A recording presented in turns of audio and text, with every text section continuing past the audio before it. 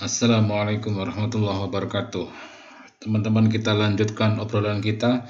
Kita akan memasuki proses proaktif bagi konseling generasi milenial. Bagaimana proses kita merancang, kita melakukan konseling yang proaktif. Setelah tadi kita membahas tentang apa dasar-dasar berpikirnya sehingga kita harus melakukan dan memberikan konseling yang proaktif. Suksesnya konseling yang proaktif bagi anak-anak generasi milenial ada beberapa yang mendasari. Yang pertama adalah kita menjadi seorang konselor yang proaktif. Ini adalah kunci. Bagaimanapun juga ketika kita bersikap proaktif pada anak-anak, maka konseling proaktif ini akan berjalan dengan baik. Bagaimana ciri khas konselor yang proaktif?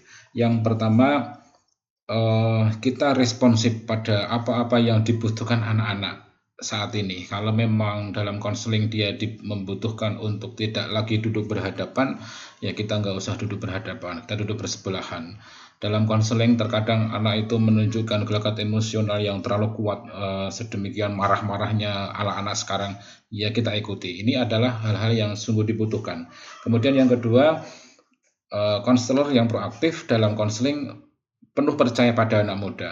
Kalau kita jarang menjustifikasi, mudah menjustifikasi kata-kata Allah gitu aja kok dipikir, ini akan menjadikan konseling tidak akan terwujud konseling yang proaktif. Kita menghargai apa yang dia ungkapkan itu sesuatu hal yang wah bagi dia.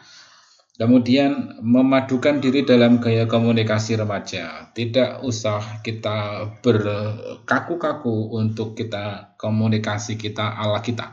Kita harus mengikuti ala komunikasi dia, komunikasi yang terkadang terkesan kurang formal, enggak masalah selama dalam sesi konseling. Saya ulang, selama dalam sesi konseling, namun dalam interaksi di kelas dalam nilai dasar pasti tidak. Komunikasi-komunikasi yang ala dia kita ikuti enggak masalah. Kemudian menghormati bagaimana anak muda itu mengungkapkan kondisi dirinya. Sering anak muda itu mengungkapkan kondisi dirinya dengan cara-cara yang unik ala mereka. Yang kedua, apa yang menjadikan kunci suksesnya adalah kelenturan proses konseling. Kelenturan proses konseling ini adalah sesuatu hal yang penting Bapak Ibu, karena pada diri seorang generasi milenial itu ada beberapa kondisi-kondisi yang anak itu menunjukkan gejala-gejala sering terkesan inkonsistensi. Mereka umumnya tidak dapat menentukan dengan baik konseling itu harus runtut gitu loh. Dia kadang tidak seperti yang kita duga. Seperti kalau kita memberikan konseling pada orang dewasa, dia akan konsisten bertahap gitu loh. Kalau anak muda kadang dia menghilang, kadang janjian tiba-tiba tidak datang untuk melanjutkan sesi konseling dan seterusnya. Nah, hal itu didasari banyak hal yang anak muda itu memang banyak terjadi fluktuasi. Mereka dalam kondisi yang sedang berjuang menghadapi konstruk-konstruk yang biasa berubah-ubah. Jadi kondisi-kondisi kehidupan sosial mereka yang penuh kejutan itu mempola dirinya sampai pada dalam mengikuti sesi konseling itu terkadang tidak usah kita patokan harus A, harus B, harus C gitu. Ya, tidak usah kita patokan besok harus ketemu, enggak. Kita paketkan pada dia, kalau sudah memang butuh Bapak ya silahkan datang. Bapak akan selalu tetap sedia. Tapi kalau kita targetkan harus gini, terkadang itu malah dia nggak nyaman dengan cara-cara itu. Terkadang anak generasi milenial itu sering melompat dari subjek satu ke subjek yang lain. Nah, ini yang sering menjadikan mereka itu sering memutuskan untuk melakukan sesuatu tidak sesuai dengan role yang sudah ditentukan. Kemudian fungsi konseling utama ini harus kita perhatikan, bahwa anak muda itu dalam konseling apakah itu adalah membangun hubungan, apakah itu adalah penilaian problem yang sedang dialami, ataukah itu menuju penyelesaian masalah. Dalam proses itu membangun hubungan, maka dalam awal itu kita membangun interaksi yang luar biasa dalam konseling itu. Kalau itu penilaian masalah, kita ajak anak itu untuk mengurai, mengidentifikasi, menganalisis sampai detail esensi masalah yang dialami. Karena terkadang anak itu dalam prosesnya turbulensi pikirannya itu belum mampu membongkar dengan benar detail esensi masalahnya itu apa. Sebenarnya saya itu esensi masalahnya itu trauma dengan guru matematika kah, atau saya itu tidak suka berhitung kah, atau saya itu nggak nyaman dengan cara mengajarnya guru matematika kah. Namun masalah yang timbul adalah saya sering dimarahi sama kesiswaan karena saya cabut ketika jam pelajaran matematika. Nah, ini esensi masalahnya itu sebenarnya apa, berkutatnya itu luar biasa, sehingga kita harus menilai masalahnya itu apa. Kemudian yang kedua baru menyelesaikan masalah. Fungsi konseling yang utama ini harus kita kukuhkan dalam proses konseling proaktif ini. Anak diajak untuk membongkar fungsi konseling ini utamanya apa. Anak akan lebih bahagia dengan seperti itu. Kemudian yang keempat, penggunaan sesi konseling tunggal atau konseling multiple. Seperti yang kita ketahui bahwa anak generasi milenial itu membutuhkan sesuatu yang ekspres tapi langsung selesai, langsung terwujud. Penggunaan sesi konseling tunggal tidak haram. Saya ulang, penggunaan sesi konseling tunggal tidak haram. Maaf, saya salah sesi yang benar ya. Apakah multiple? Kalau memang anak ini mengharapkan konseling yang multiple, kita layani dengan multiple. Ketemu sesi pertama, ketemu sesi kedua, ketemu sesi keempat.